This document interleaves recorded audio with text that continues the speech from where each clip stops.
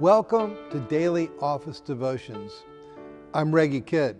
I'm glad to be with you on this Tuesday in the season after Pentecost. We're taking a detour from the daily office readings for a few days.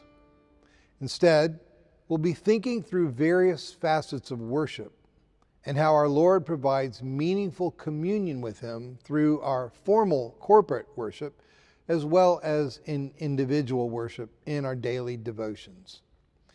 The thoughts offered here are excerpts from articles I wrote for Worship Leader magazine a few years ago. High touch worship, the peace of the Lord. Christian worship has always been a high touch affair. Greet one another with a holy kiss, Paul told worshipers, 2 Corinthians chapter 13, verse 12.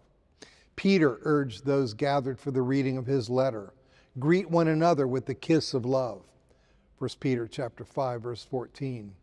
Accordingly, from the 2nd century on, we find Christians exchanging signs of mutual affection and reconciliation before they go to the table. I think that's a good thing.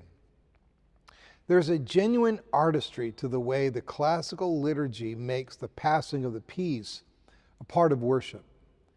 In the 4th century, one of the great voices of the ancient church, Cyril of Jerusalem, explained why believers exchange a kiss of peace just before they approach the Lord's table. Next, let us embrace one another and give the kiss of peace. Do not think this is the kiss which friends are accustomed to give one another when they meet in the marketplace. This is not such a kiss. This unites souls to one another and destroys all resentment. The kiss is a sign of the union of souls. That was awkward. Recently, an advice columnist responded to a complaint about being forced to greet fellow attendees in church. The columnist countered that in a world as disjointed as ours, we should be grateful that the church tries to bring people together.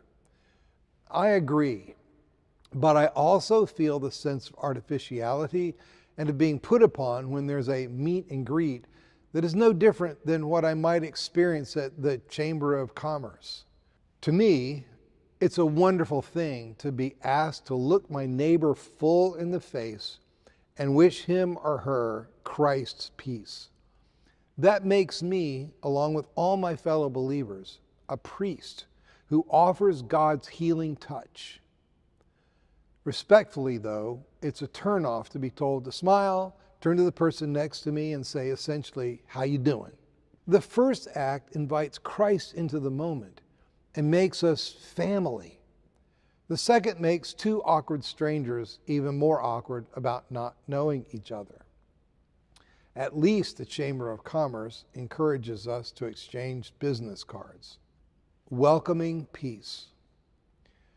When I coached Little League Baseball, a friend and master coach gave me some good advice. Kids this age have too many challenges, he said, and not enough encouragement. Every practice, you should go to each player, put a hand on their shoulder, look them in the eyes and say, "I'm glad you're on this team. You make a big difference for us."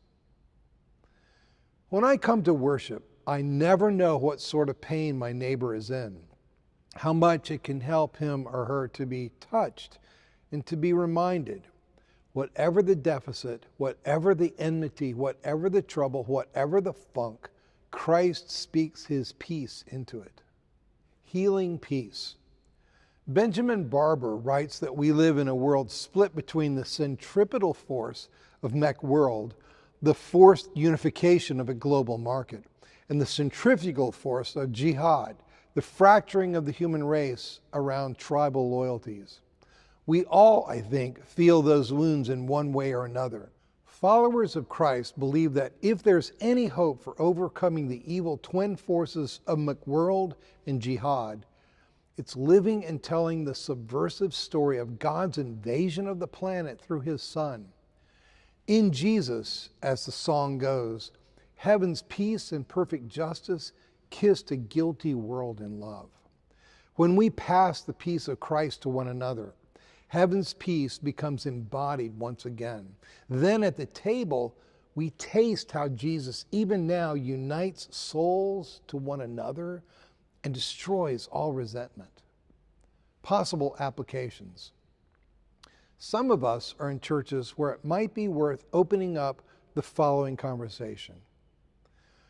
Are we so respectful of people's privacy, of their personal space, that we miss the opportunity to let them know that this is a place, the place, where the lonely, the estranged, the fearful, and the broken can be touched and can hear that God has come near to them?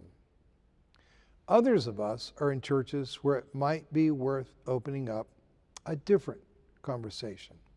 When's the last time we asked people to think about what a holy and healing thing it is that they do when they offer the Lord's peace? The peace of the Lord be always with you.